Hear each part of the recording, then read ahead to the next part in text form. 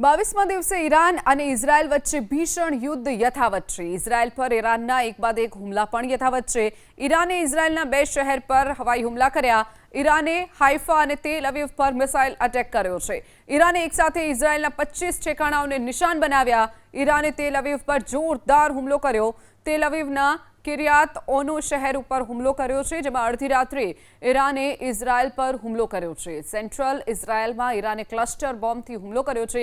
એક બાદ એક અનેક બોમ્બમારો કરી અને હુમલો કરવામાં આવ્યો છે। અડધી રાત્રે રહેણાંક વિસ્તારમાં આ હુમલો કરવામાં આવ્યો છે। ઈરાને ઇઝરાયલના જે તેલ અવીવ શહેર છે અને તેલ અવીવનું જે કિર્યાત ઓનો શહેર છે તેની ઉપર હુમલો કર્યો છે। એક સાથે 25 જેટલા ઠેકાણાઓને નિશાન બનાવ્યા હતા અને ક્લસ્ટર બોમ્બ નાખવામાં આવ્યા છે, જેના કારણે ઇઝરાયલને ભારે નુકસાન થયું છે। સાથે જ જે સામાન્ય નાગરિકો છે તેને પણ મોટા પ્રમાણમાં નુકસાન થયું છે। તો અનેક જે રહેણાંક ઇમારતો આવી છે તેને પણ અસર પહોંચી છે।